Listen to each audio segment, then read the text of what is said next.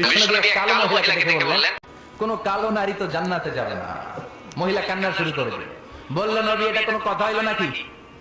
জান্নাতে যাবো না কেন? কালা কি আমি হইছি নাকি? কালা আমারে বানাইছে কে? আবার ধলা আমনেরে বানাইছে কে? তিনি বানিয়েছে, তো আমার দোষ কি? ওই মহিলা কান্না শুরু করে দিয়েছেন, নবী আপনি বলেছেন 4টা কাজ করলে জান্নাতের 8টা দরজা খোলা সব নারীদের জন্য। 1 হলো যে নারীরা নামাজ পড়বে, 2 হলো রোজা রাখবে, 3 হলো স্বামীর কথা শুনবে, 4 হলো পরকিয়া না করে সতীত্বের হেফাজত করবে। 4টা কাজ করলে জান্নাতের 8টা দরজা খুলে দিবে কে? ও নবী আমি তো 4টাই করি, কেন জান্নাতে যাব না আপনি বলেন? বেজায় কান্না, কান্না করতে করতে মহিলা অস্থির বিশ্ব নিয়ে বললেন, থামো, আর এত কেঁদো না, কেঁদো না, আমি তো মজা করছি। কি করছি?